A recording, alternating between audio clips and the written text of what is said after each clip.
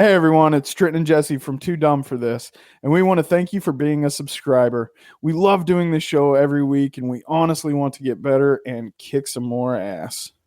We've got a lot of cool things in the works, and we want you to be a part of it. We launched a thing on Patreon.com. Patreon supporters get access to bonus episodes that can't be heard anywhere else, and other opportunities for other cool shit. So head over to patreon.com/TooDumbForThis to help us grow the show.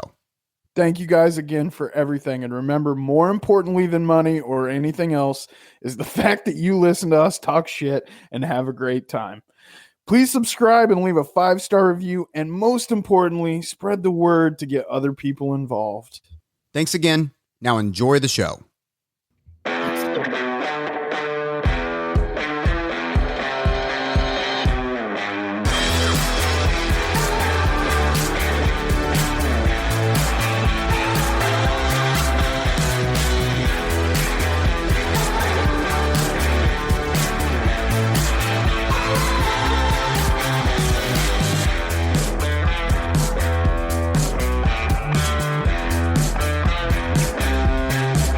51Beef1608, 512-333-1608. This is the Too Dumb for This show. And we are too dumb for this. And we have with us live today, Natalie and Dave Sideserf. Woo! Hey! Hello. From Sideserf Cakes. Sideserf Cake or Sideserf Studio? Sideserf Cake Studio, actually. No, we were both wrong. We use Sideserf Cakes sometimes just to make it nice and confusing. Yeah, our social media handle is Sideserf Cakes. But we're Sideserf Cake Studio. Nice. Well, that clears that up. Yeah, either one. You guys We know how make to do marketing. Sorry. you guys make you're famous for making realistic, like, they're pieces of art, really. Yeah. But they're fucking cakes. Yep. Well, I was an art major in college, did art my whole life. So naturally when, I saw, a friend of mine actually said, hey, will you make a cake for a birthday? I'm like, I have no idea how to use this material. But I used a bunch of art materials in college, and you experiment and whatnot. So I was like, well, I'll figure this out. And then I'm like, wait a minute. These TV shows, they're not doing nearly what they could be doing with cake. There's so much more that you can do with this, so much more in an artistic way, with an artistic mindset. So, yeah. That's how I kind of got into it. And I think a lot of the time, you'll see a lot of bakers turned artists rather than artists turned bakers. Mm-hmm. And not every baker can be an artist. But not every artist can be a baker, I don't think. It kind of goes both ways, but... Yeah. Sure. Yeah, no, it's kind of, there is an art to it. Mm-hmm. Like, yeah, definitely. You can't just follow the instructions. Like, if I was watching some of your YouTube videos, and if I think the Game of Thrones dragon, yes, I tried to make that fucking dragon, it would look, it would look like a just a thing that was like a bunch of knobs all over it. Like, it wouldn't turn out as pretty. Actually. No, but I always encourage people to try, though, even if it doesn't look like insanely amazing your first time. Like, you got to try and keep messing with it. And that's how I learned. My first cake wasn't very good, and then I taught myself. Yeah. So you experimented in college. So did I, but not with cakes. And he was really good at that from the get-go. No. Did you two go to college together? Oh, God. No, there's a different history there. I just heard stories. He's famous for doing what he experimented with in college. That kind of famous. Okay, so I'm totally fangirling over here. I'm a huge fan of your guys' work. I've seen all of your videos, basically. I think I've seen every one of them, legit. That is immensely appreciated. Thank you very much for that. Dude, it is. Okay, first of all, I'm a big fat dude, and I love cake. But more importantly, I love art. And Jesse's so right. You got absolute artist. The detail that you put into these things, it is unbelievable. And everybody that I talk to, I show them your stuff because I just think it's so crazy. Oh, thank you. It's funny. Sorry to interrupt, but it's funny because, I'll have random people that I grew up with that I hadn't talked to since, middle school or something, and they'll reach out randomly online and they're like, I show everyone your cakes. And I'm like, it's great to hear from you too. And thank you. I really, really sincerely appreciate it. And what's funny is sometimes we'll show somebody like a cake. Like we have these little like cards and it says like, I think it's like the Michael Scott Prison Mike cake. Prison Mike. And like we'll show it to somebody like, that's cake. And they go, uh-huh. But they don't like realize it. And then like we'll get like an email like a week later and it's like, I just realized that what you guys said was that this is cake. And then they're like, I finally put 2 and 2 together because they look at it at a glance. And half the time people don't really realize what that means. Right. It's so funny it doesn't register. Like they're just like I'll be like, that's a cake. And they're like, oh, cool. So blah, blah. And they'll just keep talking. And then all of a sudden they'll be like, wait a minute. Cake. I'm finally understanding what you mean. Like an edible cake. Yeah. Like that's a piece of cake. The payoff is when you cut it open. Right. Because it looks like a sculpture. It looks like a piece of art. It looks like a painting, like a 3D piece of art. And then you cut it open and it's like, no, I could fucking eat that. Mm-hmm. Yeah. And you know what's funny? A lot of people assume that I use fondant all the time. And fondant kind of gets a bad rap, I think. Tastes like crap, man. I don't like it. Yeah, it's come a long way. There are some brands that are good, and then there's some that are cheaper that aren't very good, and you can make it yourself. There's all these other options.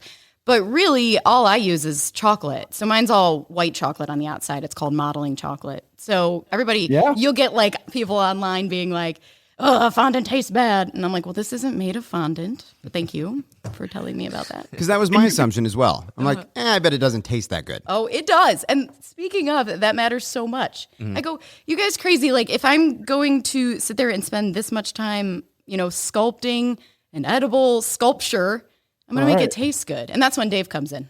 Yeah. He does the baking. Yeah, basically we have our own roles and I do the baking, the recipes and the flavor combinations and all that kind of stuff. And then Natalie does, like I saying before, she does the hard stuff, and I just do like the kitchen stuff.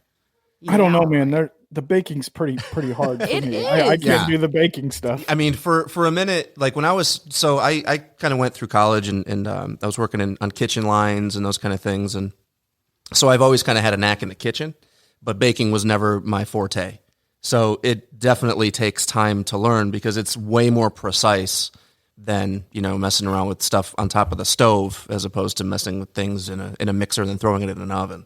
It's so it can get real finicky the way that I think some other foods aren't. I think once you get those like core recipes down though, then you can have fun with flavors and mess with the ratios of fillings to icings and all that fun stuff. Yeah, you've been making cakes so long now that it's like right. Yeah, and got it down. And what we try to do too, whenever possible, is we always try to we'll try to complement an event with the flavors themselves. So like we did during South by, actually we did this birthday party and we had these like little mini cakes that we did. And the party was sponsored by a tequila company. So we did a margarita flavored like assortment of cakes. And it was like Mexican vanilla and lime curd and like agave icing. So there wasn't actually any booze in it. But it had all the aspects of a margarita. And they loved it, and it's always great when they let us know too. Because sometimes we'll get emails and they say, hey, just want to let you know that cake I ordered a few days ago or a week ago was actually really, really good. They're like shocked that it also tastes good. Unbelievable. Yeah, I went to an event once and it was kind of an uppity thing. And I saw, and I couldn't eat any of it, right? Because it was like, one, of course, being vegan, but two, it was pretty fancy stuff. I'm like, it's not going to taste good. And I saw a cupcake, and it was like chocolate with vanilla frosting. And then when I went to look closer, it was actually meatloaf with mashed potatoes. Huh.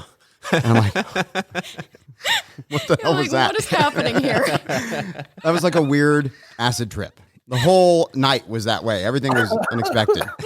We make food cakes sometimes too. Yeah. So that's actually exactly what I was going to say. Okay, like your real detailed, your Prison Mike stuff, the dragon, all that stuff is really cool. But my favorite ones, the ones that blow my mind, are the food cakes. See, like the macaroni and cheese, yes, the green pepper, the lemon. The lemon, it freaks me out because you're looking at it and you're like, that is mac and cheese. And then you stick the spoon in there and it's a cake. I think that they're so fun.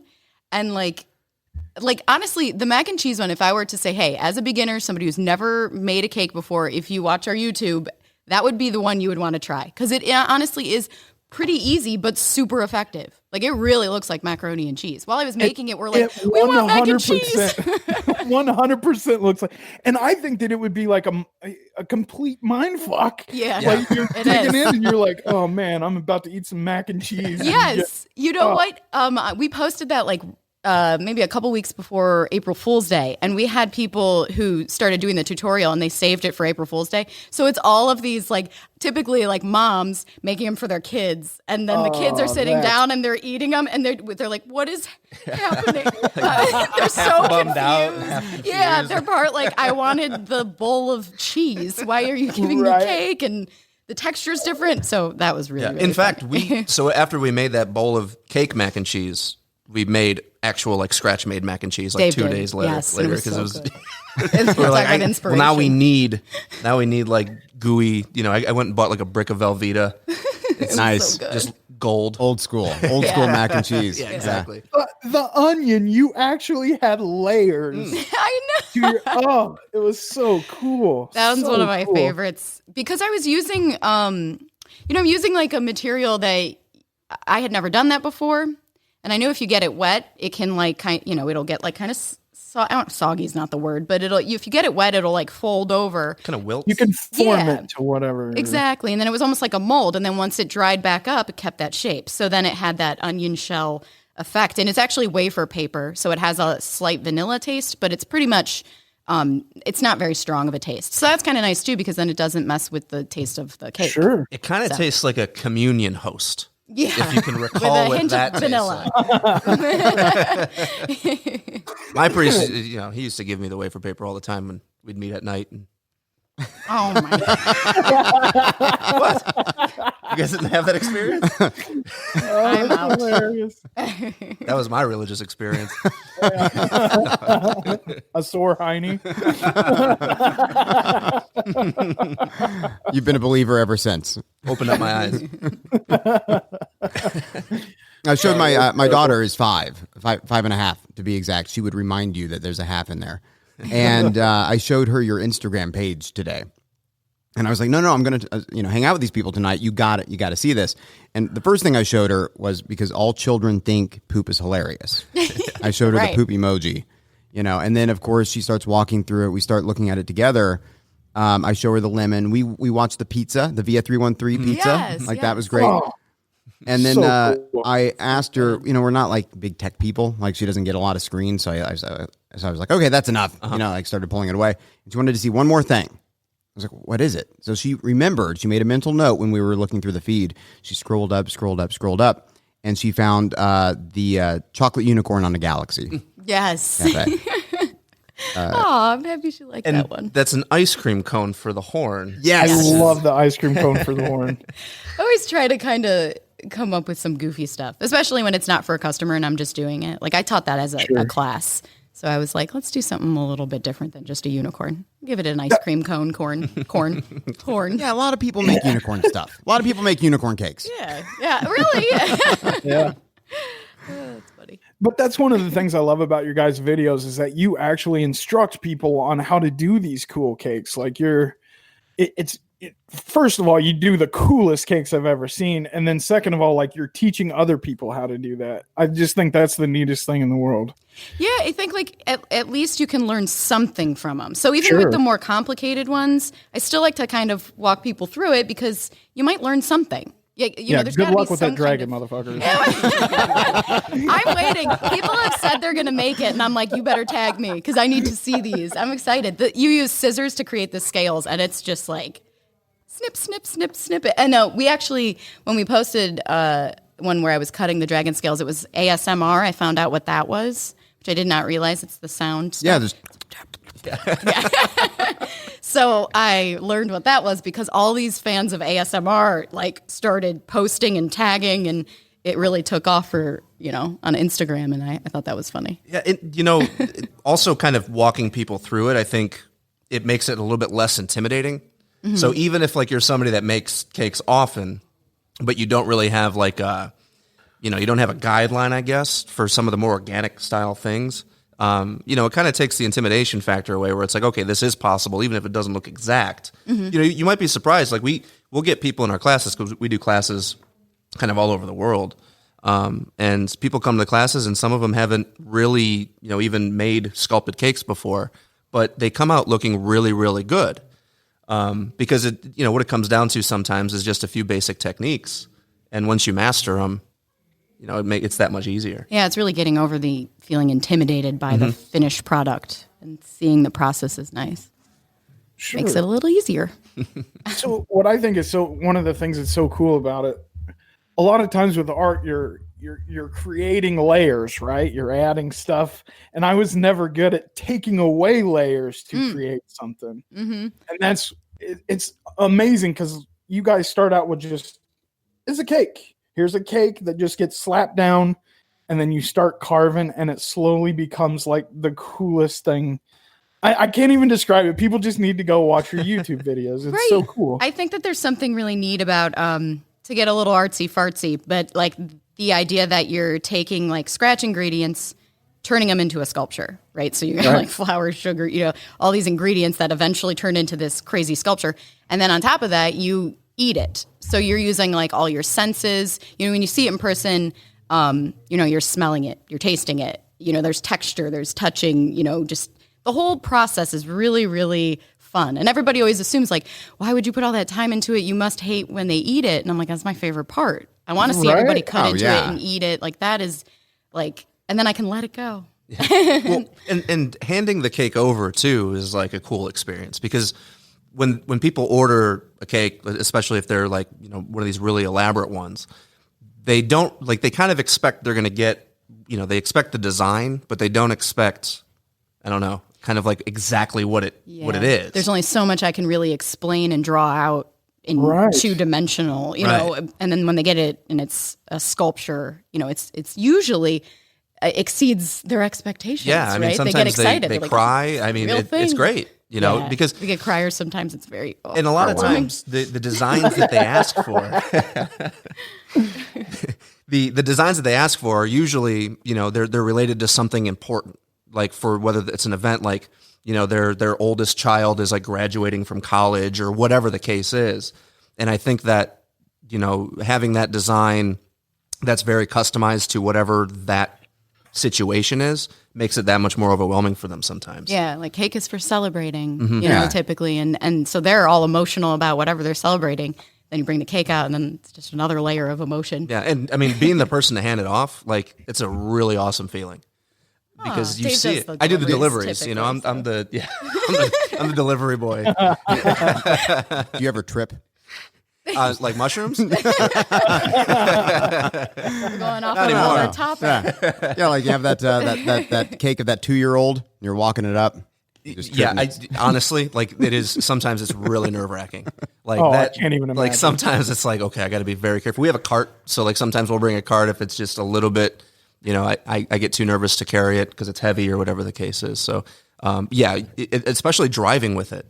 We did that show, Texas Cake House, and part of the episodes were like the actual delivery of the cake, and a lot of those scenes where like the cake is rocking back and forth, or we're totally nervous in the car, like those are real.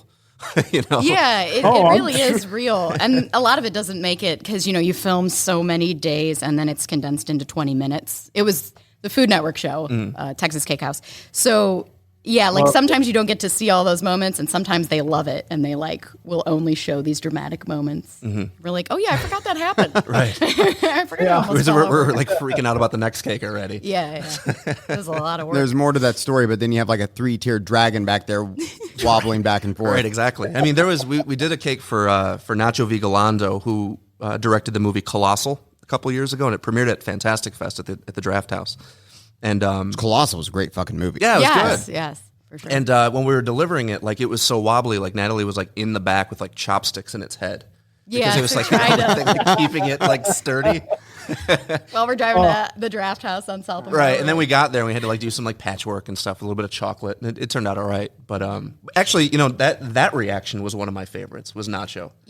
Nacho, but also when Elijah Wood. Right. So Elijah Wood was standing outside, and he was really excited to see the cake. And we didn't know that. So we're like, hey, and there's no cameras around at this point, but we just pulled up, and he's like, hey, can I see the cake? And he's like, I'm Elijah, by the way. And I'm like, whoa, okay. Yeah. And so we open it, and his reaction, I'm like, there's no cameras here. And your reaction was so wonderful. He was super excited. He loved it because he's friends with Nacho. So he's like, this is so great. And he's taking pictures with his phone of it in our car and everything. Yeah. So that was really cool. But also Nacho was in a dress when he received it. Real drunk. So like, yeah. Was he drunk? No. Yeah, I don't know Nacho, but I like him. I know him. I know of him. I've seen him speak and stuff, and he's great. Yeah. He was dressed up. I think he was dressed up like the lady from King Kong.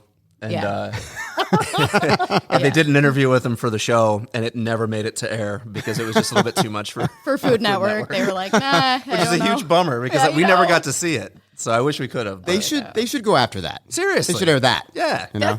That's kind of what we wish. Yeah, but Food Network. So let's talk temperature.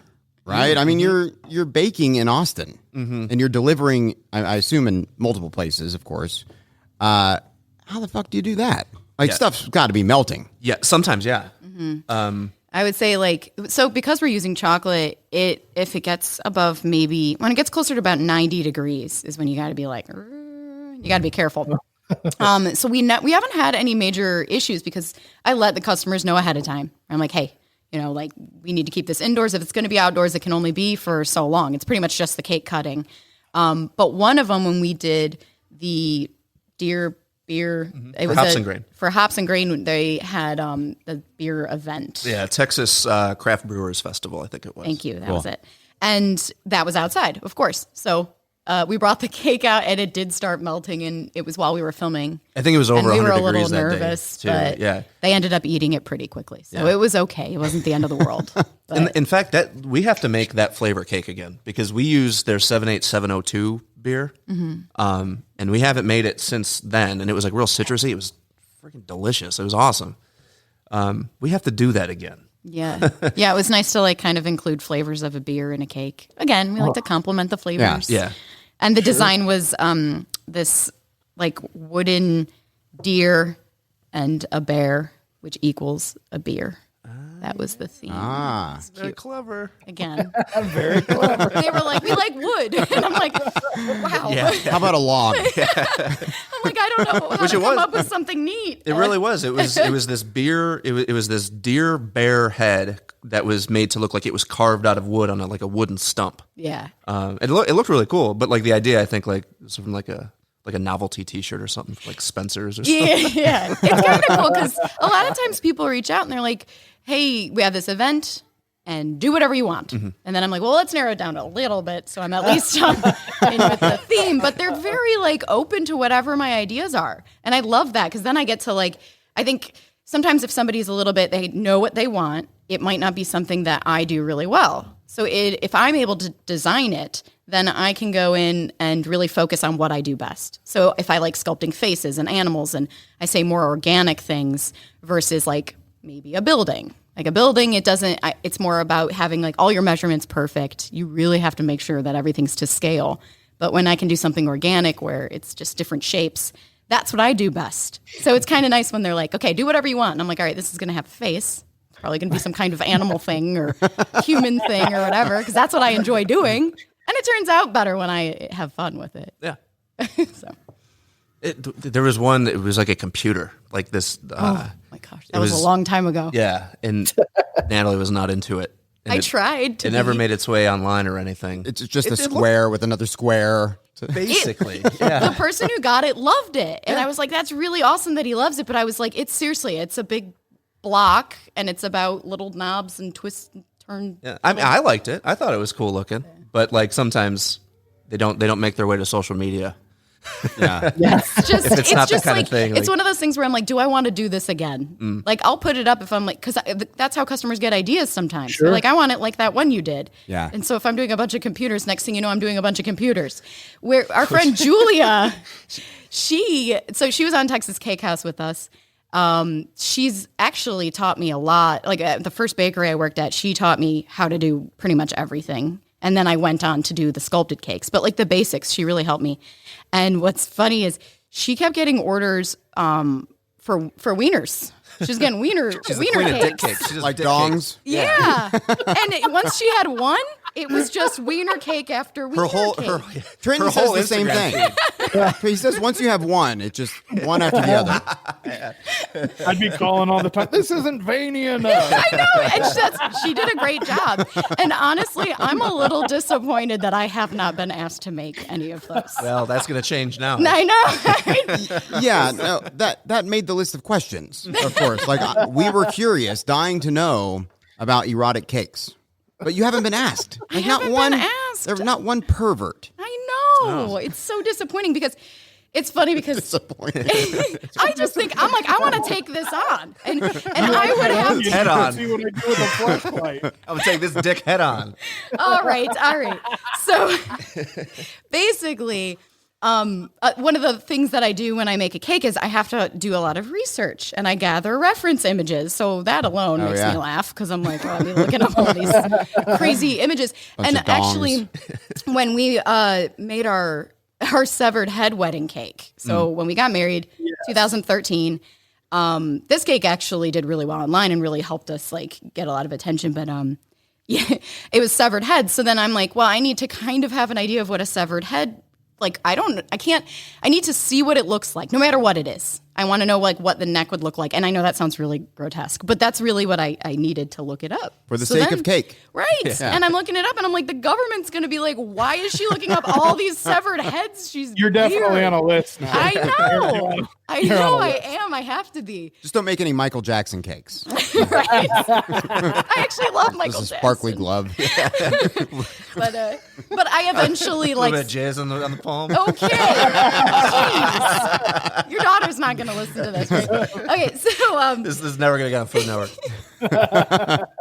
but I immediately was like, not looking that up again. I gave it one go and I went never. So I started looking up special effects severed heads, and that made me feel Just a little bit less. In case anybody sick. looks at the history, they're like, "Oh, this must be what she's doing." Trenton, you could learn from this. Yeah. Learning a lot here. Natalie's disgusting. And she's on a terrorist watch list. You can cover up your Google searches by just adding the word "not" in front of them. Yeah, right. We're going to be banned from Interested flying in to certain severed countries. heads. Not. Oh man. So no dongs. I'm shocked. I thought for sure. I also something that I've really wanted to make, and I probably will eventually. But when I was in college, I was doing more painting, and I did this series of really large crying babies. So it's like their faces really like all emotional, and I just thought they were super We have cute, one of the but paintings on also our weird, wall. and something about that I found interesting. So I really want to make a baby cake, like a realistic baby cake. And then there's always the idea of cutting that and how everybody would deal with that. Oh, yeah. And I'm like, well, I'm not trying to make a statement. I just really want to sculpt a baby out of Like, cake. would it be 12 weeks or 21 weeks? No one knows. I'm like, oh no. I'm like, there's got to be something. Could be a There's gender gotta be an reveal. audience. Yeah. Yeah, that's what I was thinking. Like gender reveal. a gender reveal of a baby. Fill the diaper with some chocolate. Well, I mean, people buy those. I see baby shaped cakes. All the time. Yeah, I do. I really do. But they're not as realistic, so it's not as. Yeah. Yeah, yours would Come with a placenta, Yeah. a side of possibly afterbirth. get called if Kind of afterbirth. Can use it in the recipe, I think. Yeah, people do gelatin. that. I could use do that. gelatin to make it all shiny and wiggly. There's an edible material for that. Yeah. The cake comes with 18 years of horror and a lot of bills.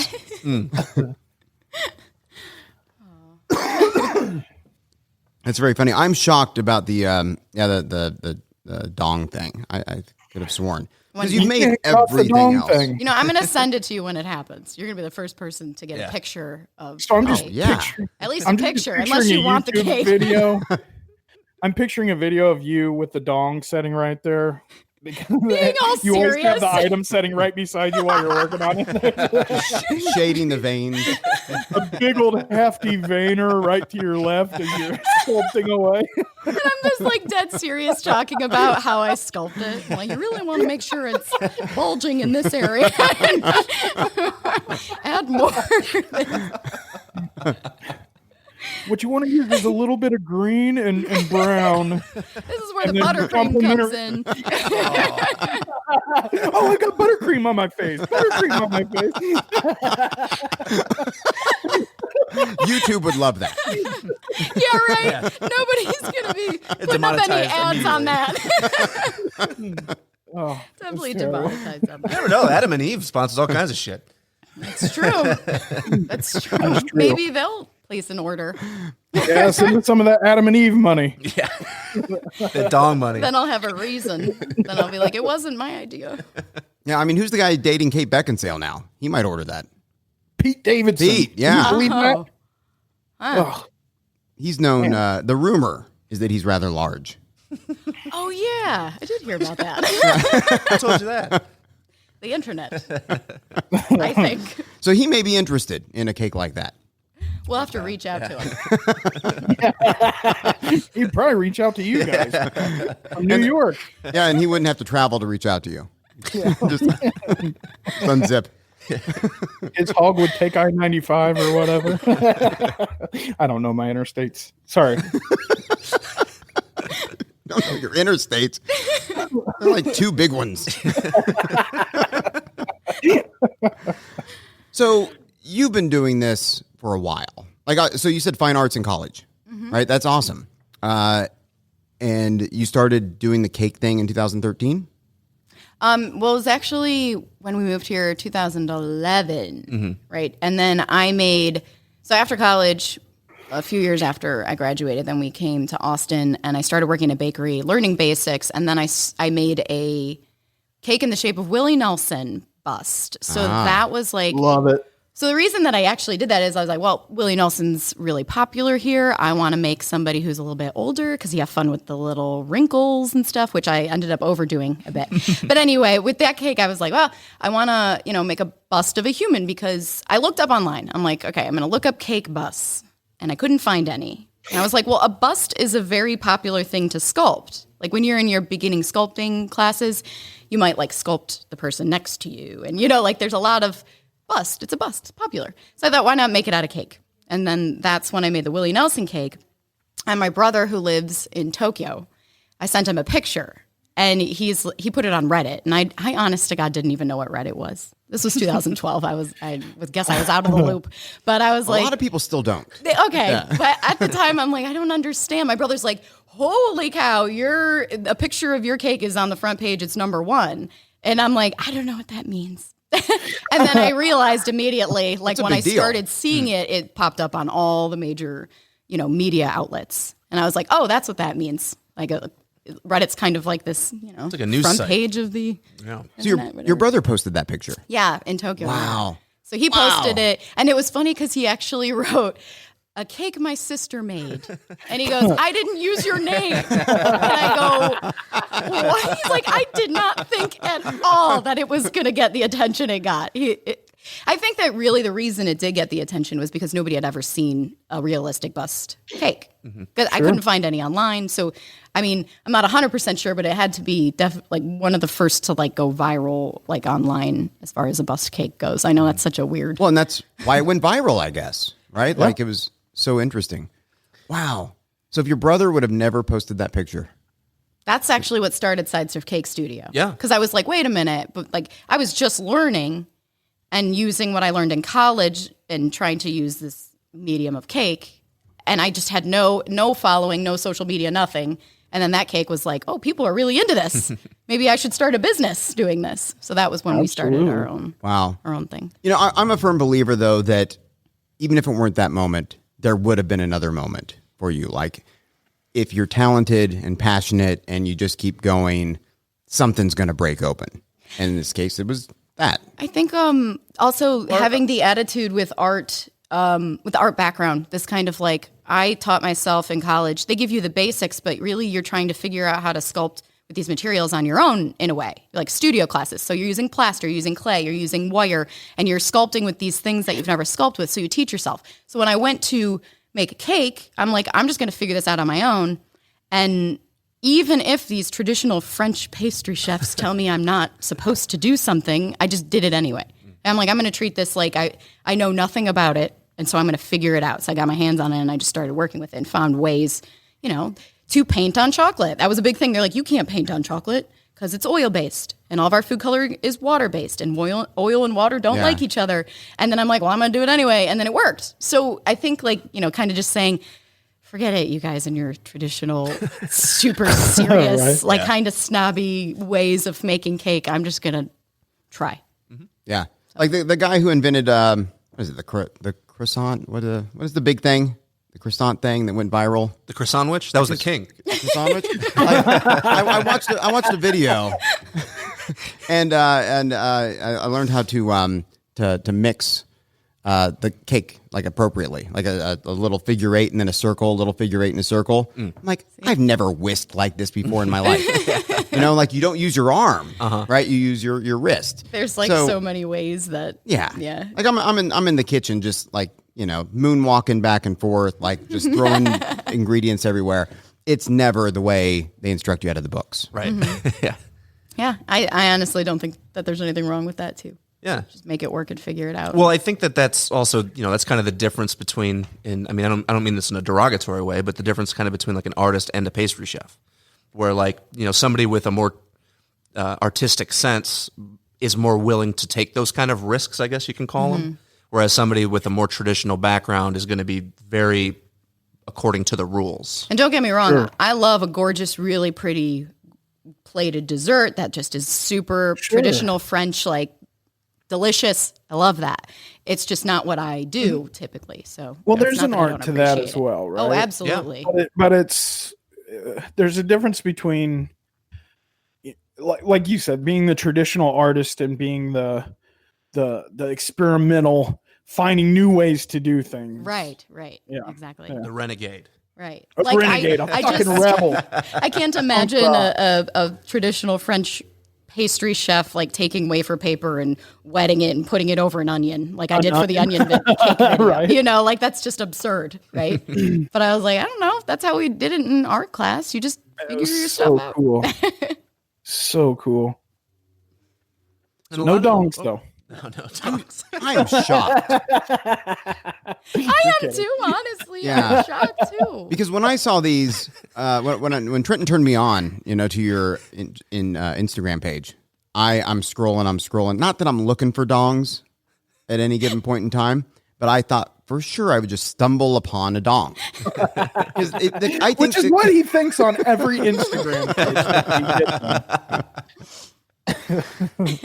It just seems like it would lend itself to, you talked about the curvy shapes and like the very natural organic Maybe they're shape. scared. They're like, I don't know. This might be too much. Because that is the thing, right? Erotic bakeries. Like really people order this shit. Like, why don't they go to you and get the best? I know. One day. Get the best dong they've ever seen in cake form.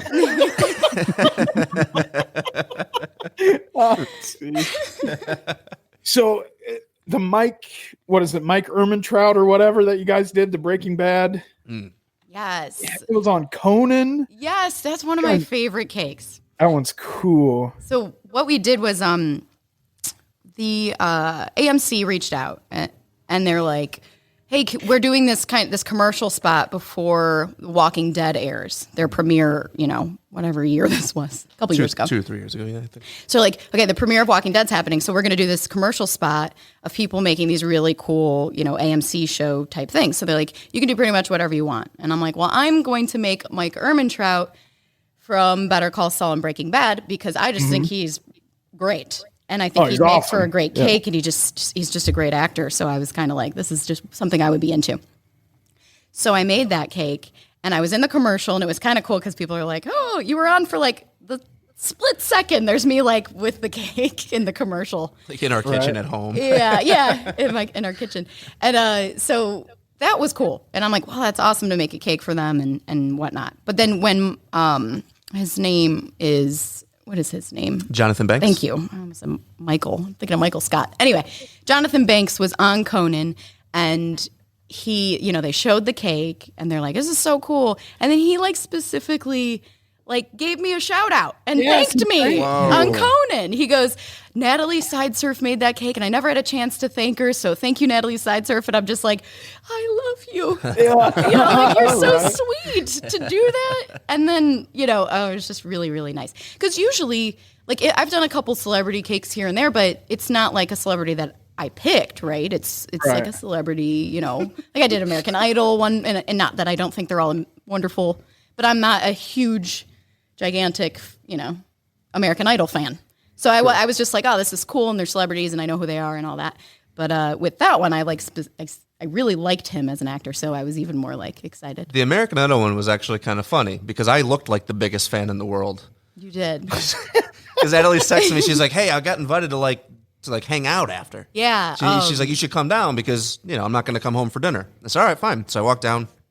And then I ignored him. And I got there and I was like, "Where is everybody?" And they're like, and so I'm texting, I'm like, "Hey, how do I get in and stuff?" It was at the convention center downtown. And I don't know. For whatever reason, I wasn't able. You weren't able to respond. You got there right when it was all happening. That's what it was. So I was as we're revealing the cake, the moment where, they're filming and all this stuff is happening, he was just getting in. So I didn't have a chance to look at my phone or anything, So I'm sitting outside like an idiot. So he's just looking like the biggest fan. Steven Tyler fan in the world. And I'm like, I'm hungry. When are we going to eat? Yeah, you're like, are you done? And I'm sitting out and there. I'm like, I'm having a great moment up here. I'm sorry. Sat out there for 2.5 hours. We're just waiting for Steven Tyler to come out and say hello to me. I did feel bad about that. I'm making a mountain out of a molehill. I'm just kidding. Yeah. Well, you didn't want to miss a thing. Right. Oh, right. Oh, hey, I see what you did there. Oh, took me a second. That's awesome. I don't think Steven Tyler was actually a judge during that either. No. It was Harry Connick Jr., I think. Harry Connick Jr., Keith J-Lo. Urban. The cake was for Keith Urban, and Jennifer Lopez was there, and she was all she walked in, and the whole room's like, "Oh my gosh!" And I'm I was like, "Wow, she's the most beautiful person I've ever seen." The whole room just stops and goes, "Jennifer Lopez," and I remember from when I was, a teenager when. I don't know. I didn't realize I was going to be so shocked by her. She's amazing. She's just Jenny from the block. I know, right? That's what I should have told myself. Instead, I was fanning, oh, jeez. Oh, you talked about her butt for 2 weeks after. I did not. Should make a cake. She does have a good butt, a real butt. We got to watch It's actually Jiggly. What was the name of that? Oh, yeah. Jiggly. What was that movie? Jiggly. Yeah. I like Jiggly. Yeah, Jiggly's much better. There was only 5 people that saw It's the movie the anyway. porn movie. Yeah, the porn version, Jiggly. That ass does deserve a cake. I'm just going to be honest. Yeah, I think her career was BG and then AG, right? Before Jiggly and after Jiggly. Yeah. Yeah, I remember before. Ben Affleck's career went that way too. Yeah. Ugh. She started out as a fly girl. That's what I think's so cool. Oh, Yeah, that's right. That was what, In Living Color? Mm-hmm. Yeah. Living color. Yeah. I'm gesturing to you as if you could see me. Back when Shawn Wayans was SW1. That was his DJ name. He was the DJ for the Fly Girls. That's Okay. true. Yeah. Is this Geeks Who Drink? I know. I wish. Oh, man. So that's quiet. So they rolled out, I'm not sure if you guys saw, the first image of the black hole. Yes.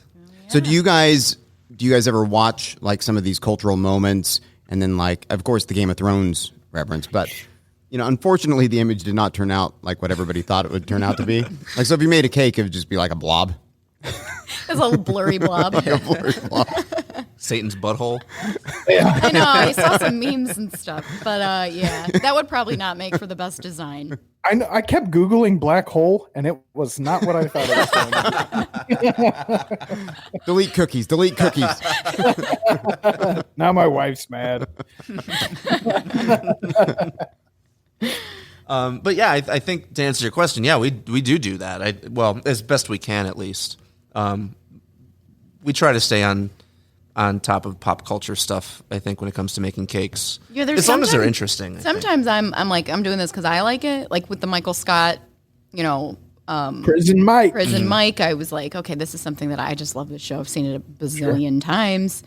And that face is just it's beautiful. It's such a funny face. But, some of them I'm like, I don't even know what I'm doing. Like I get orders. I did a Courage the Cowardly Dog, and it was after my time. So I was like, oh, all these teenagers or these like 20-somethings really love this show. And I realized what it was. And so I guess like I try to stay on top of things that other people would enjoy as well. Because the cakes aren't obviously for me. I want other people to like them and be into them. Or sometimes we'll do something that we think is interesting and fun, but nobody else really knows. Yeah, that happens. Like LA Beast was kind of one of those to a degree. I mean, the guy, he's a YouTube guy. He's got millions of followers on YouTube. But outside of that, yeah, he's like a great guy too. But he like eats stuff. Like he was a competitive eater, and then he also like led the campaign that brought back Crystal Clear Pepsi. So he's kind of a hero in his own right. Yeah. He's responsible. He eats like insanely hot things and all these different things. Yeah, he's got like the world record for eating like the most ghost peppers within like a certain amount of time. He's in the Guinness Book of World Records for like 5 or 6 different things, I think. You got to be careful with those black ghost hole. peppers. Oh, yeah, seriously. Yeah. And he seems so sweet and whatnot. So we made a bust of him and we're like, okay, so we're going to ship this to you. And if you hopefully I would think you would eat it. He's like, all in. He's like, yeah, it's like a life-size bust. It's made of Rice Krispies so that we could ship it because cake doesn't ship very well. And it was covered in chocolate and it was huge. We were ready to go and it was so exciting. And then it was destroyed. Yeah, FedEx ruined everything. Oh, I saw the picture of that. Yeah, the destroyed So we were bummed. We're going to try again, I think. But, I don't know what else I could have really done to try to ship that thing. But it was kind of like secured. That design was kind of like really esoteric. Like it was like if you know who he is, you love it, and if you don't, it's kind of like I don't know who this guy is. Yeah. Although a lot of people think that he and I look alike. Yeah, and we kind of do, I guess. Yeah, you do kind of. They both wear hats and long hair, and yeah. Because we dress the same. Same color hair. Yes. We dress the same. They both have noses and 2 eyes. They blink. So that's a great question, though. Like, how do you secure? So I assume you get orders all over the world. We get orders, but we don't necessarily get to take them from all over the world. Yeah. Just because there's limitations to what we can do in terms of like shipping food from a legal standpoint, and then also just from a practical standpoint. Because if you're shipping a cake and it's the middle of August, even if it only takes a day or two, it could completely destroy it. Because I'll fly out and do it on yeah, site, sometimes that's a thing. Yeah, I did that in Vegas. Like sometimes, like Milk Bar, for example, like she'll ship cakes all over the country, maybe She's even based the world. out of New York. Yeah, but her the integrity of the cake itself isn't as important. I don't mean that in a negative way. I mean, like a cake is a cake, and you can order a cake and it's packaged, and that's great. But if like an eyeball starts to sag, it kind of ruins it, Yeah. Her cakes are just a round cake, very rustic. Like if it has some dents and whatnot, it's perfectly fine. Right. But if you try to have like a sculpted cake, make it. And then if it doesn't, it's just like, how do we handle that? I'd rather just like go to location and sculpt something for somebody. At least for now, because I mean, maybe down the road we can come up with a solution that makes sense. But I'm actually going to make an armadillo in a few months that is being shipped to Daisy Cakes. She wanted me to make a sculpted cake for her friend. So she was on Shark Tank.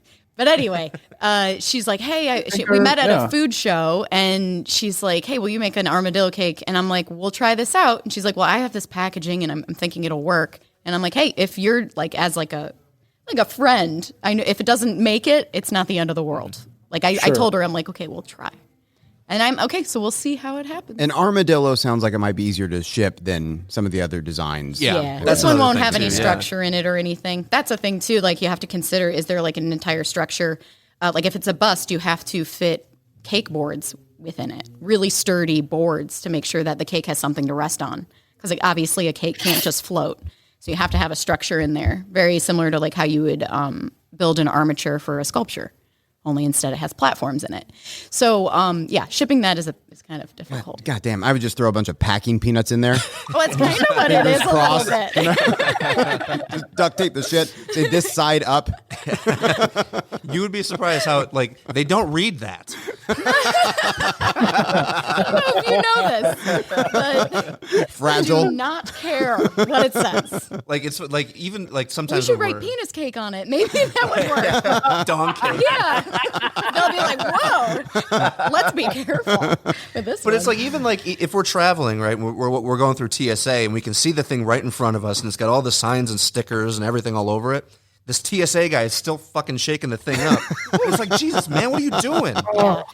And then I'm just They're like the ripping my worst, hair man. out. Because sometimes if I'm going to do a show, let's say, and I'm filming somewhere else, I have to do some of the cake sculpting here, and then I bring it and finish it where we're going. So I have to take it as a carry-on. So I've had like the weirdest stuff with me. When I teach classes, I teach a cow skull class, was the most recent. So I've got a cow skull, and they thought it was a cow skull.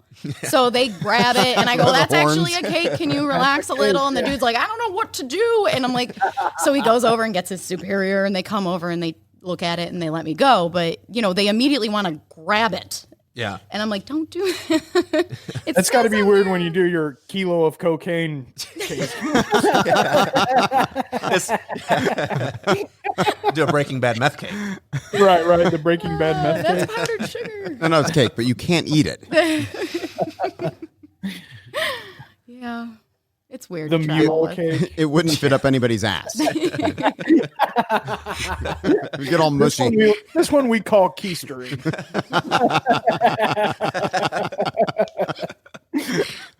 So I sent Jesse a picture to show you guys. Let's see what this is. My daughter just turned 2. Oh, you were just And interrupting. she's this. obsessed with Superman, so we made her a Superman cake, and I just wanted to get your opinion on Wait, this. you made this? I was going to show them a cake I Oh, made. I didn't make it. My wife did. I just stood there and Oh, that's sweet. Yeah, that's great. So is it like You'd be surprised that looks better than some people that actually own bakeries. true? That is true. That's awesome. Yeah, that's really so what good. is the face made of? Is it fondant and then the rest is buttercream? no, you not it's sure? a kit from like 1973, and it's got a plastic seen those. face, a plastic Superman, and It's plastic? Wait, that's not a plastic. cake. You just set it on the cake. She ordered it off eBay. It came with Superman and Batman. You know what? That's all it takes sometimes. I shouldn't say that because then nobody will order from me. So wait, this is an action figure? So it's like a plastic, like almost like a mask, right? You put it It's on top just of the a pla- cake. Yeah, it's just a plastic mask that you Yes. put on. It came in with a cake mold. Yeah. Like you yeah. put the cake in With the the mold. torso. But she colored it in and all that stuff Yeah, with the yeah, the frosting. piping's good. Oh, I've had one of those. When I was 5, I told my mother, I said, I want a lady cake. And I said, I want a lady I want a lady cake with boobs. And she made this exact same cake, like a mold like this, and it had plastic tits. Nice. Like it had plastic tits. And I'm like, this is inappropriate. I knew then it was inappropriate. Amazing. Is that how you chipped your tooth? No, that was my 13th birthday on a dong cake. You mean nobody else orders dong cakes?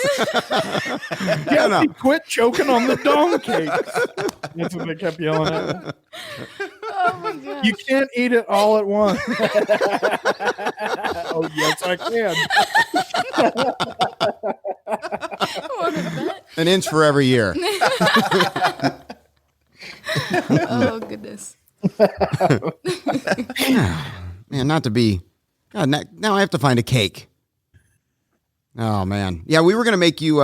We were texting a little bit back and forth today. I really wanted to make you a cake today. This is true. It would have been nice because then somebody would have made us a cake for once. You guys really dropped the ball. Yeah, we did. But we're good at that. Ball dropping. One of the ideas was a dong cake. We didn't know how receptive you guys would be. But now that we know, Well, we need to put up a tutorial, I think.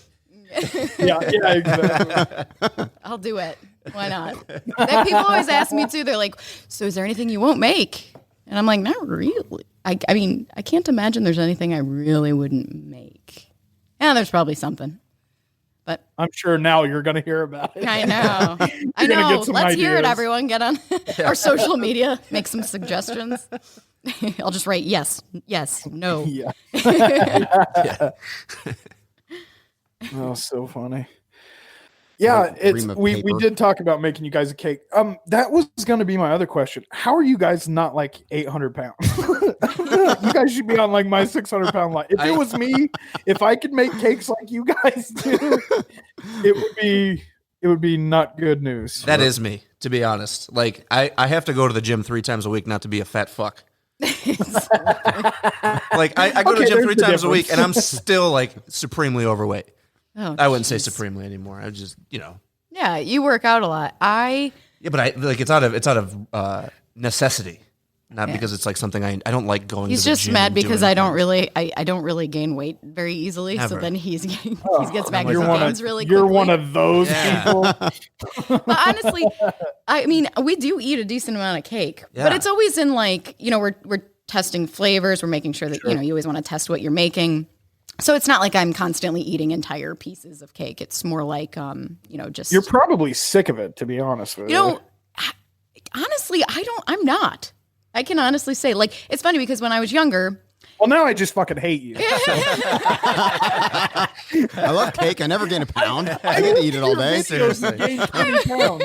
when I was younger, I always actually right before we started making cakes, before I started, I was not a huge cake fan, but that's because I was thinking like I typically would have like grocery store cake, right? Like, or box cake and whatnot. And, the flavors aren't that exciting. And I was just kind of like cakes, whatever. But now that we've been making so many different flavors and whatnot, like I'm a fan of cake. Like I love it. I love when Dave tries something new and like I get to try these different flavors and it's seriously fun to come up with ideas and flavors and picking our favorites. So I am a cake fan now. Yeah. And I still am not sick of it, even though I eat it all the time. I'm the same way. Like I'm one of those people that's like I don't really like cake, and I say that, and then I eat a bite, and then I eat a whole thing. Yeah, you Like, do and I'm that. like, oh, this You're like, I'm is just, all right. try Oh, that's it. pretty good. And then it's gone. Yeah, Because it is good. It is good. I could do that with anything. I could Yeah. do that with alcohol. Right? I could do that with cake, with Dave pizza. too. Yeah, I'm the You guys same are way. the same. Yeah. Yeah, same here. So, Dave, did you go to a culinary school or anything, or it's just something that you got into? You just decided that you liked baking? Yeah. Well, no, I didn't go to culinary school. My brother did, as a matter of fact. Though my younger brother went to culinary He moved school. here. Yeah, he's at Emmer and Rye. It's a great restaurant here in town. Nice. But like I said, I worked on kitchen lines, kind of going through college, and but I graduated with an IT degree, and so with my degree, I ended up working for this tech company, and we did these like rollouts of like systems like throughout like South America and North America and stuff, and so my background is actually kind of more geared towards like the tech industry and how it relates to like business and business management and systems and those kind of things. That's cool. Yeah, he did a lot of travel. He was a director at Yeah. the company. Believe it or So- not, yeah. I know. He doesn't look like it because it's funny because you don't look haven't like had you a would haircut be in, like, any 3 kind of years. professional anything. Yeah, there's like an Andrew WK vibe Yeah, going on right. for the listeners. I was going to smash got my face holes. with a brick. I'm going to wait until the Party. six pack is gone, and then I'm going to do it. But, I love Andrew WK, goddammit. What's nice though is that he had that experience because I've never had like such a professional experience, so he can bring that also to our business. Like he was doing a lot of really important Yeah, and throughout stuff that, and though, learning a lot. I was so. still like cooking at home, and I was still like I'm still like I'm like a huge like food guy because I like to eat, and like I say, that's why I have to go to the gym 3 times a week because I could be like that 600-pound life guy. Well, it's kind of like If I was that brave. It's like if I'm going to eat something, it needs to be super delicious. Like you do not like to waste calories on something that isn't amazing. Yeah, but I like McDonald's a lot. Well, you think that's delicious sometimes. Taco They Bell. figured that Plastic shit food. out a long time ago, man. Don't let the McDonald's fool you. But you get a little upset if it's not worthy. Like if you're like, oh, this is not very good. Yeah, I hate bummed. spending high bucks for bad food. It's a pet peeve, I guess you can say. Yeah. But yeah, I was always comfortable in the kitchen, but I never got to like the baking side of things. But then eventually when Natalie started the business and I ended up quitting my job. That's when we started filming Texas Cake House, which is the Food Network show. Yeah. So the Nice. production Nice. company reached out and they're like, hey, we want to try to pitch you as a show. And we're like, okay. And they're like, what, like a husband-wife thing? And we're like, well, Dave just, quit his job and he was going to start, working for the business. So we're like, well, that's kind of perfect. And then it was just like, bam, then we started filming. It was really, really, really fast. Yeah, so I had to learn how to bake real quick. And, I mean, You it knew was how to fine. bake. You had an idea, but you ended up, it was intense. Yeah. It was a lot of baking. Just and a staying up lot all of night. Oh my god, filming. It was honestly. like real rough. I think we filmed for 9 weeks, and I think we filmed most of the days that we filmed were at least 13, 14-hour days. Yeah. Most of the days. Wow. Yeah, and it's funny because I always laugh because it was kind of like the production crew is like union, right? But we aren't. Sure. So they would like They could have swap. breaks. Yeah, they would swap out would and get a stagger new group. Yeah, they'd stagger them so certain people Yeah. are filming during certain hours, and then we're just still going. And we're like, Sweating and Can we have a crying. Producer just yelling at you, keep going. Keep going. it was like amazing, and we met a lot of awesome people, and it was totally like really, really cool experience. But it was exhausting. Yeah. it was very. I'm exhausting. sure. But one of the greatest parts, I think, is that the crew that they hired, which, I mean, I think this is a testament to the producer, is that they were all local. So they were all locally based Most of folks. them, yeah. Oh, nice. Yeah. And Oh, that's cool. And so, like, we really like maintained friendships with all of them because we all live in the same neighborhood now. So that was really cool because they were, they're really great behind the scenes type people. Yeah, and they're artistic, and they're Sure. doing really cool stuff. With the videography and everything. Yeah, so it was I- kind of like, like I we like movies a naturally lot. liked them. We're like you guys, and then like because Right. sometimes they say like people are really snobby, like so they call you like the talent. So I'm like, we're Oh, the yeah. talent. We have a talent cooler. What's happening? And I'm like, loaded with I rock don't feel stars. very talented right now. This is weird. But yeah, so they were actually like we really related to them more. It was blue than collar. like being like snobby talent. I guess apparently sometimes people are a little bit like not super friendly. The talent can be snobby. Like, we're originally from Cleveland, and in Cleveland, it's a blue collar town, and everyone, for the most part, growing up, everybody had factory jobs and those kind of things, and the blue collar mentality is kind of what the crew brings, I think, and that's I think why we relate to them in a special way, I guess. Plus the way whole that we didn't time- really with a lot of people in LA. Yeah. And the whole time Dave is just sitting there trying to make the camera guys laugh. Because if you make the camera guys laugh, they're not allowed. And the camera's just going, You just start to see it's them jiggle. shaking, it's moving up and down, and they're not getting the shot. So they're just sitting there like trying so hard to keep serious, and Dave's like looking right at him and like goofing off, and I'm like, can we be? It was fun. Oh, hey, didn't see you there. Yeah, like goof off. Cheesy stuff. Just purposely trying to mess with them and get them in trouble. God damn it, Dave. I'm working on this dong. Yeah, basically. This is not funny stuff. They need to get this shot. That's awesome.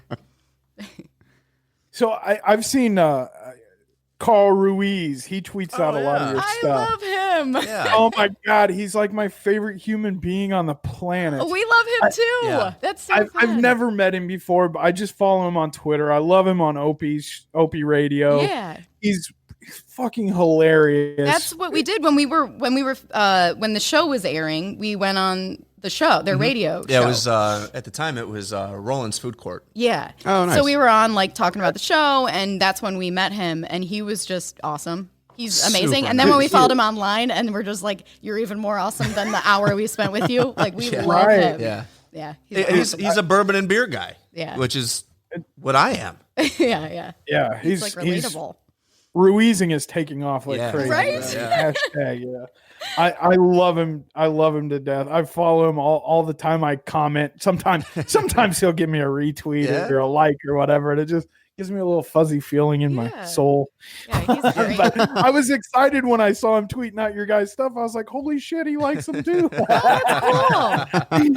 Yes. Yeah, he said something kind of recently, and I really liked it. It was like, like to everybody that told me not to be myself on social media, like go tell the 30,000 people that follow me, like, Right. It's like, yeah, fuck them. Yeah, Like, 'cause he's very, be like- yourself, man. Yeah. He's a great guy. He's just Oh, being, he's awesome. he doesn't care. Like, he's just like, being himself. And I think that's what's so attractive. Yeah. Like, it's like, oh, you finally, somebody's not just posting a photo in front of a mural. Yeah. He's like being real.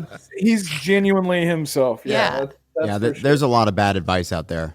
So after you guys started getting some attention online, and then with the show, did you have a lot of people kind of swoop in and try to talk to you and whisper in your ear and tell you what to do, what not to do, who to work with? Probably. Yeah. Yeah. I like how she's Dave- like, yeah, probably. Dave's like really She's so like, nice.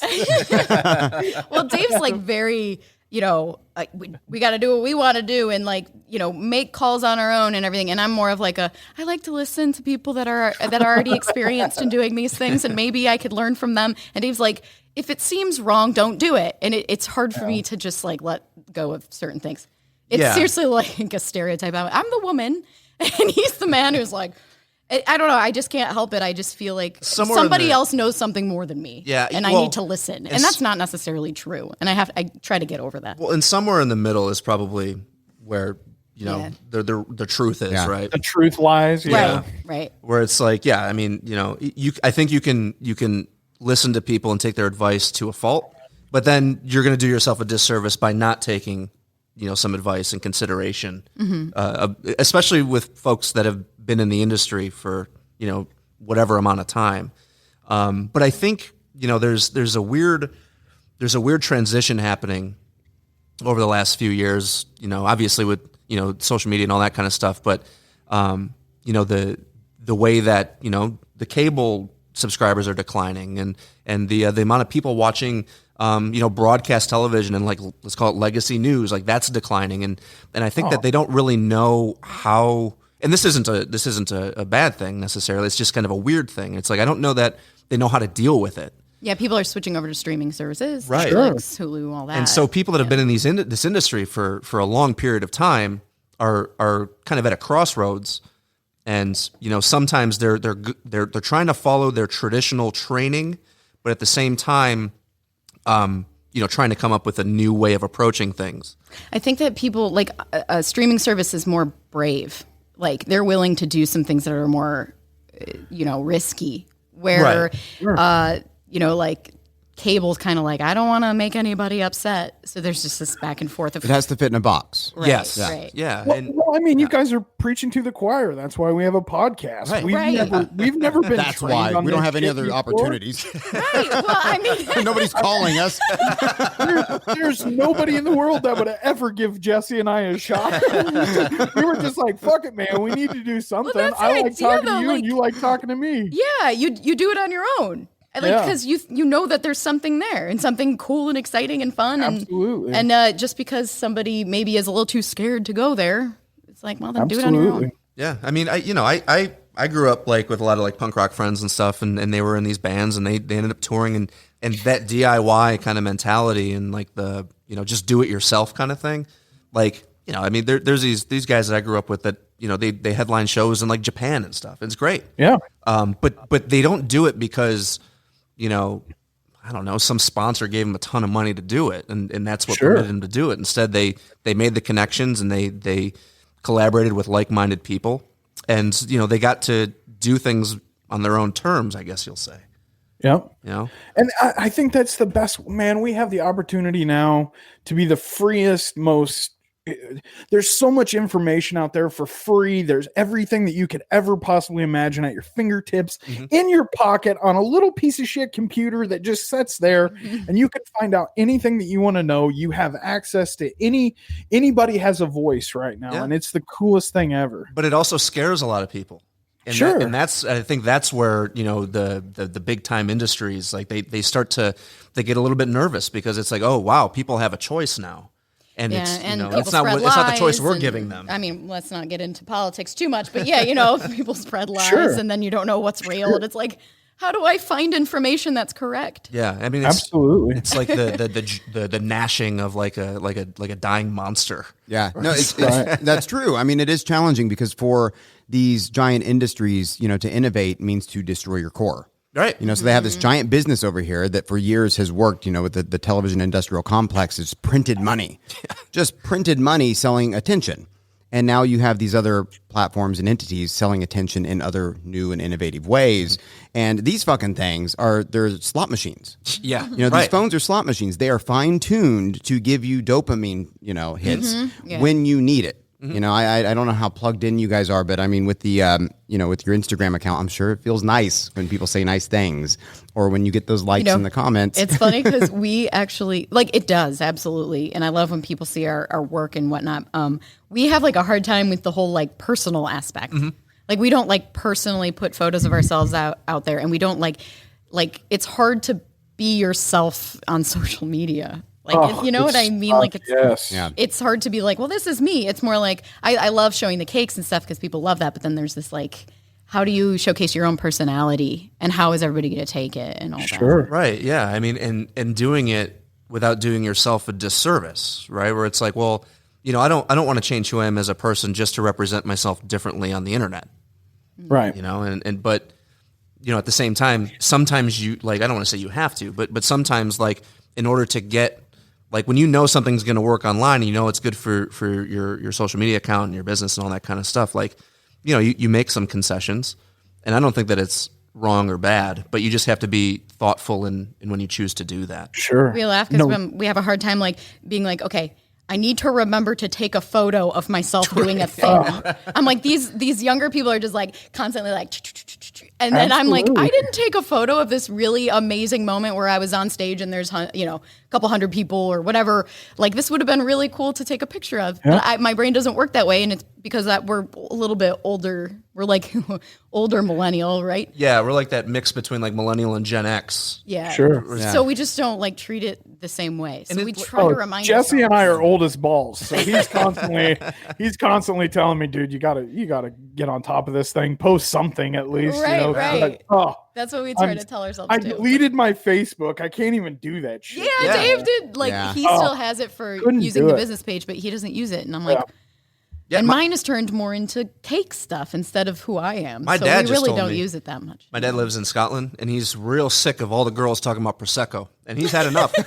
he's had enough. He's It's getting the off Facebook. rosé of the UK, Prosecco. He's dude, I've had enough of it. I'm getting off of Facebook.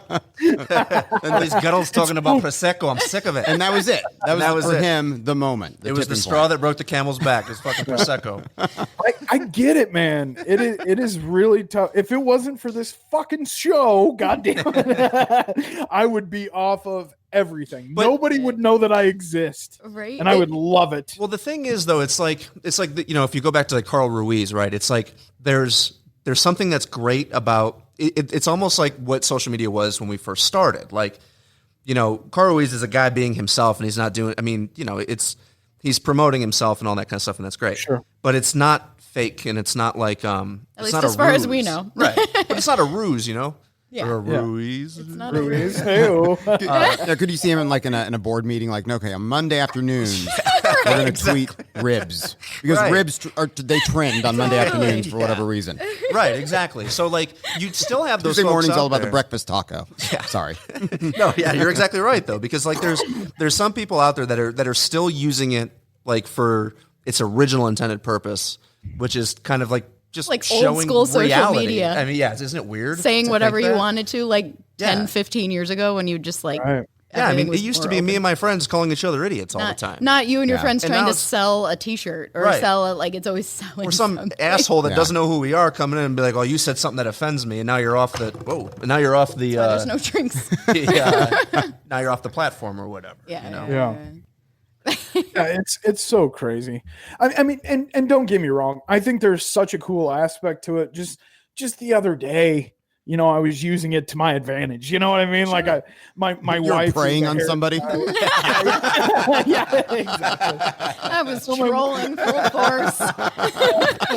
My wife is a hairstylist, and I feel like she's a true artist. She's really fucking good. Absolutely. My Dave's sister is a hairstylist. It's unbelievable what she can do. And I don't know shit about hair. I'm a balding older gentleman. You know what I mean? Like, I don't know anything about hair, but when I look at her stuff, I'm like, holy shit. They gotta really get down color theory when they're coloring hair and whatnot. And She shaping. is good at that shit. But Yeah, she that's just awesome. entered a contest and I tweeted it out and a whole bunch of people commented and it was really cool. It was like a community and it felt good and people were being cool. But that doesn't happen very often. I know. Most of the time, it's just a bunch of assholes that are looking for any excuse to I call you a know. piece of shit. Why are we all yelling at each other all the time? Yeah. Well, and I think to a degree, like it's because most of the people that like would use it in a more logical sense, in a reasonable sense, are kind of like, "Fuck this, I'm sick of this. Like I'm out," and that ruins it. Yeah. You know? So the people who are pumped about it are the ones who are going to chime in and get negative really quickly. And Exactly. Right. yeah. Yeah. And I that think sucks. it's a game for people. Like they love pissing people off, the trolls or whatever. Right. You know what I mean? They're just looking for any reason to talk shit, which sometimes it's hilarious. And like sometimes you can be like a really good troll. Yeah. And I follow you back and I'm like, holy shit, dude, that was really funny. But sometimes it's like, are you, dude? All I said was happy birthday to somebody or whatever. You don't have to call me a piece of shit. Well, Go get a dick cake. it's funny because like talking about that, when our severed head cake went viral, this was 2013. But it was like half the people loved it and half the people are like, Natalie, you're going to hell. And I'm like, oh, that's not what I meant. I don't know what that has to do with anything. I know. I was like, Yes. Stay away from the abducted in plain sight cakes. I didn't know that the cake. I actually had an idea that maybe the cake would actually do well online, but I didn't know that. Like that again, that one went viral is like millions of views, and then you get all these people talking, and a lot of them are telling me that they're praying for me, and then the other half is like sticking up for me, and they're yelling at each other, and I'm just like, you guys don't have to stick up for me. Like I'm cool with some people liking it and some people Right. hating it. I actually kind of like that. I like that there's a little variety. I didn't make stuff. I didn't make this to be a classy wedding, obviously. Like I'm well aware that this is not the classiest wedding cake out there. So it's kind of like this was just our thing that we did, and if you hate it, that's totally fine. Go ahead and say it, and Well, I'm it's- all for it. But it's those conversations that ultimately get the reach, right? Because the algorithm picks all that up and it knows that Yes. people are talking, and even if they're arguing, and I They're think- talking. Yeah, Right, but it's they're nice talking. to have them talking about something like that we're doing, But then you get Cool. in. But then they start to get into that kind of stuff when it comes to important things, and then it gets really scary, because it's like you guys can argue about a cake all you want, and that's not a big deal. But then people get really hateful when it comes to like politics and stuff, and it's like, man, like it does like. The fact of the matter is, like, chances are both people are right in their own way just as much as they're wrong in their own way. Yes. Yeah. And why do we all have to think the same? I Right, love the right. fact that we don't have to agree and we can still be friends. Right. You know what I mean? I guarantee you none of my friends fucking think the way that I do because I'm a nut job. But I love each and every one of them. And those are I fun don't conversations. Those are fun Yes. conversations, but online, Yes. there's a different tone to it. Right. It's more nasty. Yeah. Well, because they're just complete strangers that just, it's like, oh, well, you have this opinion, so that means that you must have these other 55 opinions. Have you ever actually seen somebody be like, you know what? I changed my mind. You're right. Online. it is Like never, I've never ever seen happened. that ever. Yeah. I've checked out your resources and the links you sent over. Did a lot of research. It is so crazy. Like, honestly, Jesse and I have been best buddies for probably 30 plus years. I mean, since we were little kids. And we couldn't be more different of people. He's a vegan. All I eat is meat. I don't even fuck with vegetables. but just our whole lives, man. He's always, but for some reason, I accept him for who he is, and he accepts me for who I am, and we're the best of fucking friends, you know? Yeah. You have that banjo and American flag behind you? Dude, that shit is legit. Look at that. I may or may not have a low T problem. Here. All my guitars over here. All right. Oh, dang. See, I've never seen this. Don't tread on me, motherfucker. So you belong in Texas. Yeah, I know. I do belong in Texas. I love Texas. I love Texas too. Yeah, I did too. It's a good place. So you guys have been here for a while. Yeah. What made the move from Cleveland to Austin? Well, I think the weather helped, but ultimately it was cakes, I think. Well, and like when I graduated college 2008, not the greatest of times to try to find a job. In Cleveland. And Cleveland. That's when everything happened. Yeah. The crash. Yeah. And Cleveland, especially, like we were saying, like Steel City, like there's just not a lot of jobs. Definitely not creative jobs, let alone.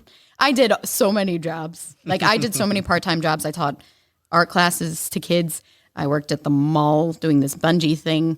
I walked around selling beer, handing out beers in a referee outfit, not fitting.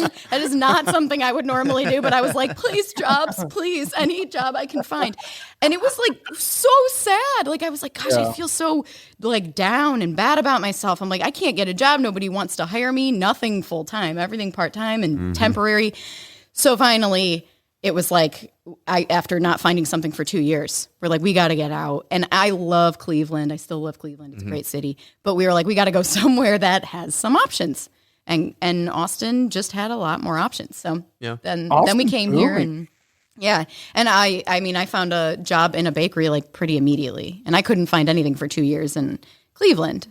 So it was just kind of like, it made sense. Yeah. And when we left, I mean, it was to look for ways to get into like the cake decorating thing. I mean, so we did come down here with full intent to start a cake business, I guess.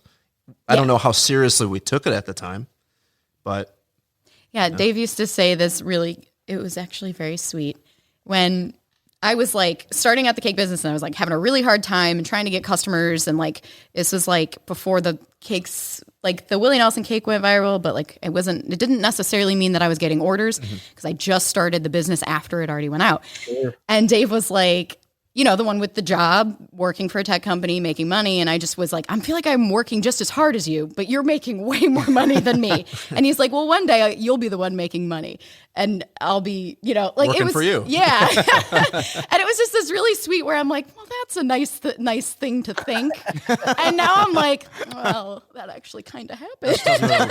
Now I'm a lazy bitch. She's like, quit being a lazy bitch. Yeah, right. Get off your ass. No. Now like that we joined forces and we can both work towards that, towards the business. Put our rings together and everything. Honestly, let's be honest, Dave. There's not a whole lot of dudes that would take a back seat and do all the behind the scenes stuff. Like my wife, I would be like, babe, I got to be out there cutting hair. I can't be backseat driving this shit. No, I'm just kidding. I would do the same thing. My wife's so talented and I've got nothing to offer. Yeah, I mean that's the way I see it sometimes, No, Dave is like dude. All of like when it comes to like marketing and talking to people, he's so much better at talking to people than I am in a way, like a business way. Like if I'm trying to have a conversation that's very professional about like some event, I'm like, I don't know, I'm a little bit weird. And then Dave's just like, knuckle crack. Okay, let's talk business. And then he just like so naturally is able to talk to people and like set up things and do all that side of it.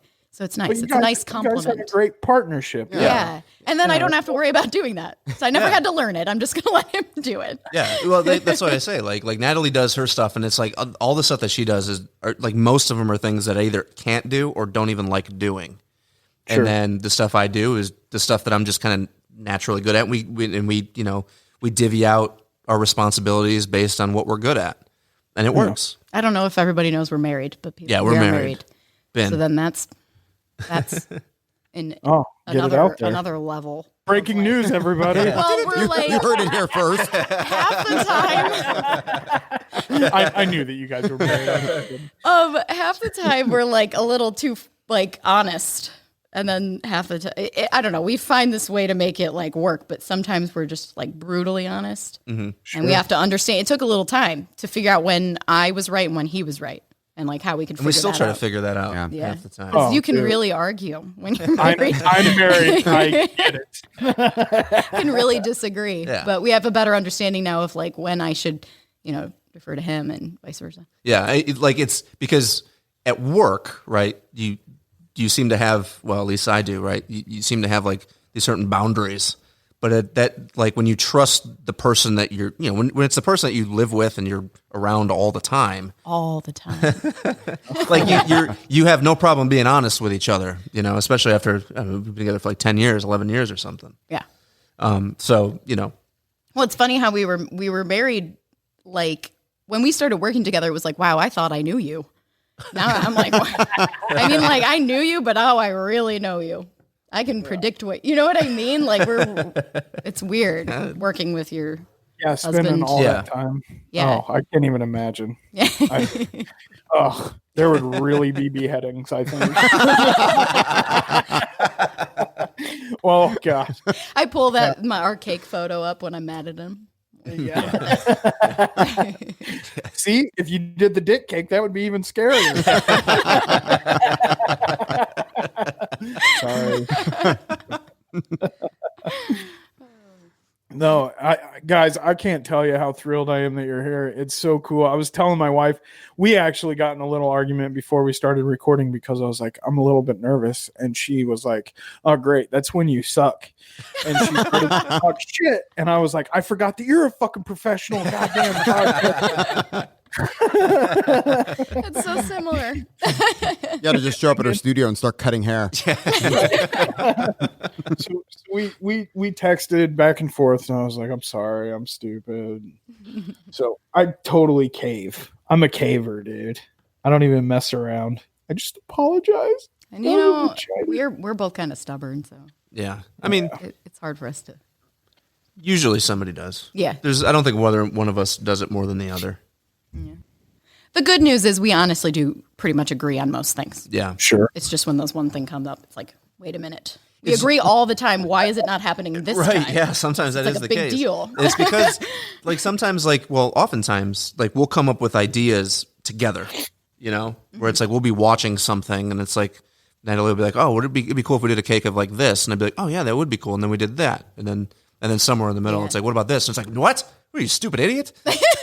Yeah, those disagreements must be funny. Like in hindsight. You call that a Willie Nelson wrinkle? Yeah. This is serious. Like, we split hairs so He often. looks 150, not 80. It's true. I love Willie Nelson. I know. He's He's so awesome. I went and saw him at Red Rocks probably 10 years ago. It was so I saw him singing Blue Eyes Crying in the Rain. Oh, nice. I've never been so stoned in my life. Did he point and I thought you were going to say stoked, but did he point and Well, wave that at you too. at least? Because that's kind of his thing. He points and waves at everybody. Oh, I was way the fuck back there. I saw him. Red Rocks is we're huge, about to man. brag. Well, I was going to say the first time I saw him, we it was saw him. he was opening for Dylan, and John Cougar Mellencamp was playing. So it was like Willie, Dude, Mellencamp? John Cougar, Fuck yeah. and Dylan, and so Willie was first. But what the greatest thing, and I've seen Willie a couple times since then, but the only time I'd ever seen this was in this show. It was like they were doing like those minor league baseball stadium tours, and all of Willie's security were Hell's Angels, like original Hell's Angels. Like they were wearing like the colors, and the jackets looked like they're from 1968. And the guys, they were easily in their 70s. And like, I don't know what security they were going to provide. Still intimidating. But it's totally intimidating. Exactly. They're real quick to stab, dude. Yeah, exactly. But that was like, I've seen, like I said, I saw Willie Nelson a few times since then, but that was the only time where I saw he was actually traveling with a series of Hell's Angels, which those guys are probably gone by now, but. Well, when we made a cake for Ray Benson, we did his birthday cake a few years in a row. Sleep at the wheel. Yeah. I love sleep at the wheel. And again, when we were filming, we made a cake for his birthday. It was Route 66 theme with an armadillo on rocks and everything. And what was cool about that is that, Willie ended up playing and they were all playing. And the Abbott brothers. Yeah, and the Abbott brothers. So it was just kind of like we're backstage like watching. And we're just kind of like, this is so crazy. It wasn't even backstage. It perk. was like off to the side on the stage. Yeah. It was really cool. Yeah. And those Abbott boys, they don't clean up a damn thing. They come by, they eat all the cake, they have a big old mess. The Abbott mother didn't really teach them manners. So They the Abbott were brothers awesome, actually. They loved the cake. Yeah. They really, really liked it. So it was cool. They actually have a song about Salina, Kansas. Oh. Little known fact. It's called Salina. Was it like they went out there and made a big mess and didn't clean them up for themselves? Yeah, that's exactly what it's That is totally a joke, by the way. Yeah, They totally. did not. They were fine. I know. I'm just making a joke because they're brothers. No, I really Messy dig fellers. really like them. Yeah. I mean, I've never met them. What was really funny though too is like so when we got to the event and we're with like our crew and stuff, and there's like this guy who's, I mean, at the time he's dead now, I just remember. but he had to have been like 114 or 115 at the time, and he's like a Willie Nelson impersonator, but he's made like a whole career out of doing this, and so he was hanging out like where we were. Can you tell where this is going? Yeah, and the people we're with are like, oh, fucking Willie Nelson. There's Willie Nelson over there. And I saw him the like, whole well, crew was like, Willie's really like, looking God damn, bad. Willie's looking rough. And he walked away and to smoke a bowl, and I'm like, that's got to be him, I guess, Because at first I'm like, there's no way. But then they're like, oh no, he was in the hospital, he was sick. And we're like, oh Jesus. Oh my gosh. And so like I went over and I like tried to get close, and I was like, can I borrow your lighter? And he's looking at me like, what? And I was like, can I borrow your He lighter? couldn't hear He couldn't him, hear. first of all.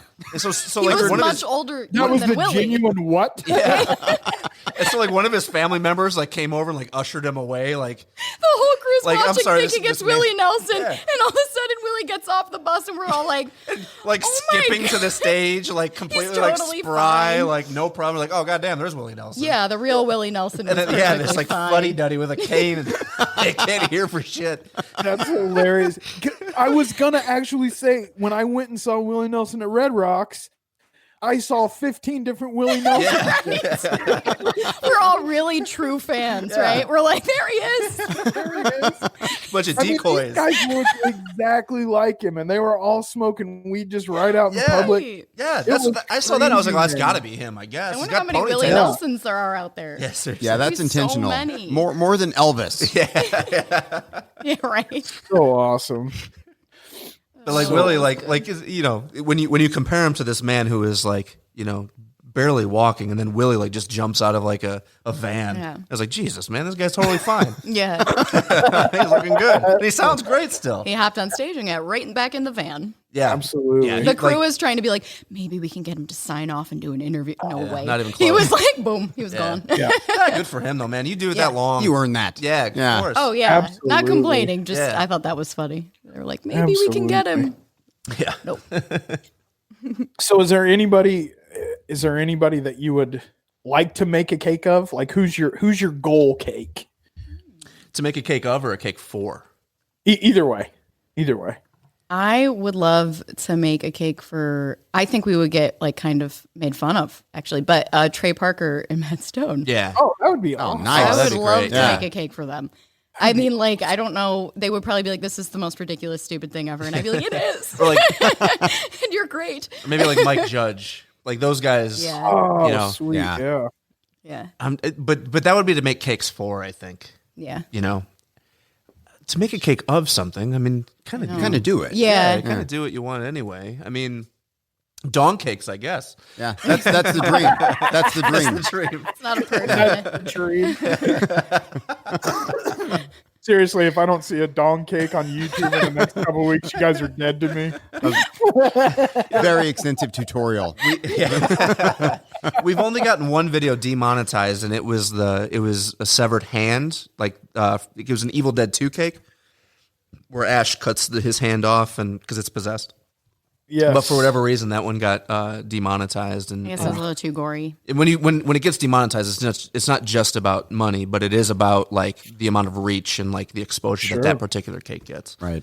So like nobody gets to see that one, which kind of sucks. But Yeah, it was a cool But one, but What yeah, about that's a what Rodney what do they want? Dangerfield? Oh, that'd be awesome. That I'm would be looking a at that good shirt one. and I'm thinking, how awesome of a Yeah, cake would because that he's be? got like those. You know what's funny? Oh. I swear, I make so many like white men in a certain age. Do you know what I mean? Like I would make him and Willie Nelson and Michael Scott. Like it's always these like same guys. I need to make a woman one day. But anyway, that would be amazing. That would be good. He's got like such a great look. Yeah. He does. Oh, yeah, right. Very Well- interesting. So you tried to do Steve Buscemi once. I did, and that I one- failed. It looked like, I can't remember what movie it was from, but it's the one where like his eyes are all like in the different directions. He's got like a leather cap on. Oh, no, that's just him. Is it Big Daddy?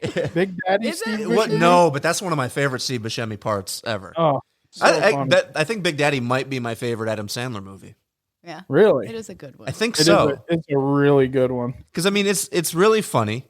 I mean, even Rob Schneider's even funny. In that. Yeah. And when is he funny? Yeah. Okay, peace out. And it's From like Chocolate that Cake. transition period where he went from like super duper star to making the worst Yeah. movie. Like Grown Ups and all those. I hated those I know. movies. Yeah, Deuce Bigelow. Oh, Yeah. was it the animal or whatever? It is? Oh, the animal. Oh, Oh no. yeah. I've made bad cakes in my time though, so That happens. yeah. Yeah, it has. Yeah, why can't be don't you too make upset. more chocolate cakes? I do make a lot of chocolate cake. No, I'm talking about the brothers. Oh, You made a LeBron cake. I once. did make a LeBron cake, but I didn't love it. I didn't love the way it turned out, so I don't really put it up that often. Yeah, I should now. and- Some well, yeah. people really liked it. Well, yeah, that one was a little bit strange. Well, not strange, but it was a little bit like you were pressed for time because it was like a live demo. Yeah, and it was at a food show. at a food show, right? So it was like didn't really have time to like sit down and like figure out the proportions and all that. Yeah, kind of stuff. sometimes like when I'm making a bus cake, I get it right away, and sometimes it's like it just isn't working. And since it's cake, it's like you have such a small window of time to make it because you want it to be fresh. You don't want it to get all old and gross. I mean, like yeah, So you gotta like really like like it's how get cool it would like a right. Prince cake be? Oh, Yeah, dude, Prince would be awesome. Prince. Are you kidding me? yeah, that would be a good one. Or like Richard Pryor would be a good one. Oh, Pryor. Oh, you guys are killing me. Yeah, now. I mean, so there's like a ton. Yeah, there's here's the options. yeah, Like a there's a son, lot of yeah. untapped. We should ask With the world. James subjects. Brown. Yeah. Yeah. But like Oh. James Brown, like when he's doing that interview, where Yeah, he's like, I feel good. Crazy James Brown, dude. I met him once. Okay, back when I was in high school, I was working at a Wendy's, but it was like right on the interstate, and we would get a lot of like tour buses when they would come through. And he came in, and I handed him his food, and I said, "Papa's got a brand new bag." That's great. Brand new bag of I don't food. think it was funny. He didn't think it was funny. You didn't think it was funny? No. Just scowled. And one time I tried to smoke weed with the Wu-Tang Clan. Oh. They also did not think I was funny. I actually did that once. Nice. I actually did that once in Detroit. I was in like the early 2000s. I would DJ, and I was doing the show in Detroit, and the show ended up getting shut down, and I didn't even get to play. But my room in Detroit at St. Regis Hotel was like 1 or 2 doors down from the Wu-Tang Clan, and I got to smoke with them. But it wasn't. It was like ODB was still alive, but he was in jail. It was like RZA, Jizza, You Got, Inspector Deck, Capadonna, Ghostface. Ghostface? Yeah. And like I can't remember. Like Method Man wasn't there. I think there might have been one more. I had the same issue, man. They came in. No Method Man, no Red Man. It was just Ghostface and RZA. Yeah. And I was like, guys, I got some. Let's go hang out on the bus for a minute. And they were like, "Fuck you, man." I mean, they were cool. They didn't say "fuck you," but when they were driving by, though, they rolled down, or they didn't roll down the window, but they put down the window and they were smoking a blunt when they drove by. I was all excited. It was cool. It was during the Iron Flag tour. Oh yeah, the way it worked out for me is we like the friends I was with. We happened to be walking out to the elevator at the same time, and these guys were like, "Oh, come on, we gotta smoke, And I was like super starstruck, and also like after like a hit or two, I was very like nervous and barely said 2 words. So I mean, all I really told them was, "I'm Dave," and that was the extent of it. But it was so cool experience, and we had porn on the TV like constantly. It was just porn nonstop. And it was the or same, them? No, it was in my room, but all the guys, like the people, all the dudes I was with, Yeah, the guys you were with. we were all just watching porn together like guys do. You know, bros Yeah, get what is down. that happens a lot. But what it was like You because really we were painted young. a picture here. Well, what it was is we were young and we got like a fancy hotel that had porn like for free. So it was like, oh, we got to keep this on. have to utilize for it free. at that point. Yeah. Now I see why you guys don't do dong cakes, because it's bringing up bad memories for Dave. Natalie, Or two good Dave, memories. Sidesurf, sidesurfcakes.com. Yep. Sidesurf Cakes on Facebook, Instagram, Twitter. Anything else you guys want to plug? I mean, just the YouTube. Okay. /Sideserf Cake Studio. But that's it. It's so good, everybody. You need to check it out. You need to subscribe. They are fucking unbelievable. Unbelievably talented. It's so cool. Trust me. Thank you. Yeah, no, you got to check this out. I'm in awe. I'm now a fan. I mean, Trenton turned me on to you guys. I'm a huge fan. I can't thank you guys enough for making the time to sit with us. And no, I mean, this has been a great fucking time. Cool. Absolutely. Yeah, we had fun too, guys. Thanks for inviting us. Yeah, definitely. Anytime. You guys are welcome anytime. Seriously. I can't even tell you how excited I was to know that you guys actually agreed to do this bullshit. You suckers. We tricked you into this. But seriously, good luck with everything. I'm a fan for life, and let's keep in touch. Absolutely. Thank you so Cool. much, Thank guys. Thank you.